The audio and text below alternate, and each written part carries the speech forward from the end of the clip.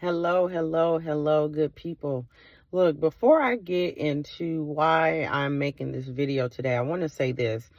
This channel was created because I strongly believe that whatever it is that we go through in life, whatever it is that we experience in life, be it good, the good times, the not so good times, the painful moments, the elevations, right? The blessings and all of that, it literally all works together, right?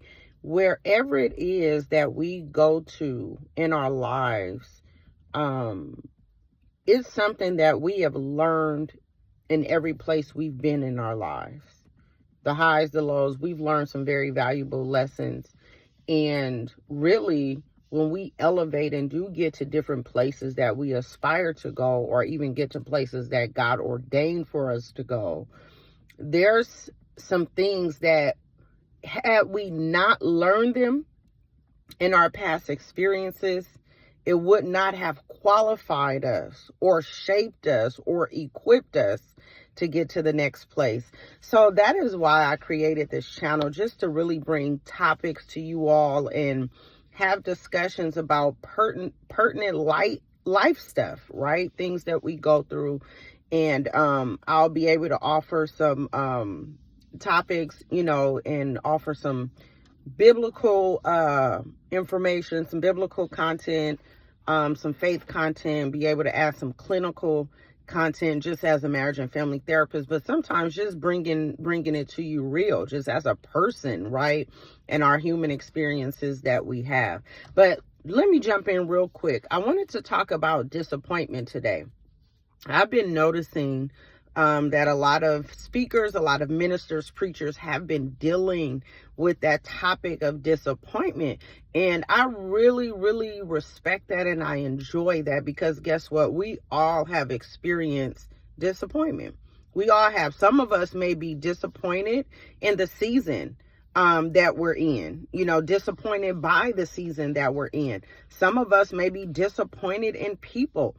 Some of us may even be disappointed in ourselves, right? For different things that we may have done or things we didn't do, right? And we knew we should have. Whatever it is, we all have had experiences with disappointment. But I was thinking this morning and talking to the Lord, and it really just hit me. Here's the thing with disappointment, because I think the message that is being conveyed now is that you gotta be able to deal with disappointment. And I can hear people who are not as forthcoming or are not as comfortable with dealing with painful things or having hard discussions.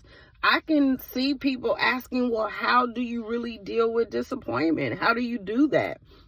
And so I'm going to share a few things that I've done and I've had to do to continue to deal with disappointment.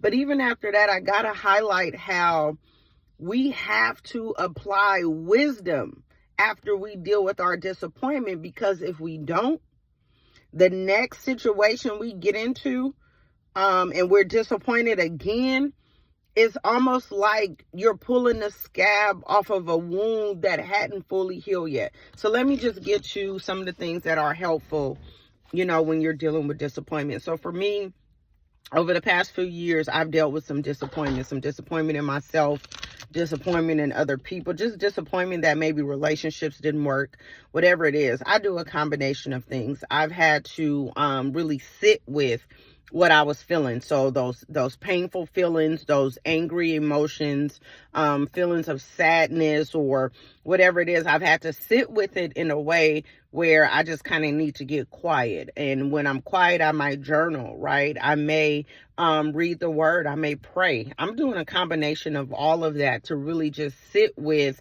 answering the questions, the hard questions of, why does it hurt? Why are you disappointed? What did you expect? What did you expect from that person? What did you expect from yourself? Right? If you had expectations of yourself, why didn't you do it? It's really being able to ask yourself those questions and really think about the answers to those questions. And some of those questions we may not have answers to. And that's another point of really trying to sit with, well, why, do I feel like that? Why can I tap into this area of my life or in this area in my mind? See, some of this stuff is residuals from traumatic experiences. It's a lot. And I really can't go into all of that in this video. So again, I'm just talking about things that are helpful when you're dealing with disappointment. Sometimes I would have to, engage in some self-care. We hear that a lot, right? And that may look like going to get a massage. That may look like, going to, like for me, I like water. I might go sit by the water, and really just allow myself to think and to feel. Or I may just go do something that's fun so I don't have to think about it at all. Whatever it is, I'm just creating space to kind of dig up some of the details of that experience. Some of the answers to those questions so I can do what? Heal. So I can heal. Now, as I was thinking about that this morning, it really hit me that if I don't apply the lessons that I learned in my last experience that caused me disappointment, chances are I'm going to be disappointed again. I'll give you an example. Sometimes in disappointment, we can be disappointed in someone else and we didn't even do anything, right? Maybe we're just disappointed by somebody else's actions. But, for example, say for instance, in that past relationship, a person said something or did something concerning me. And when they did it or said it, it didn't feel good for whatever reason. And let's just say, for instance, I didn't say anything. Right? And I realized in hindsight, once the relationship was over or the infliction happened, that, listen, I should have said something. Right? And so if I know that now, based on doing reflection of that disappointing event, I now know that in any relationship that I have, I can afford to be silent on matters that don't sit well with me.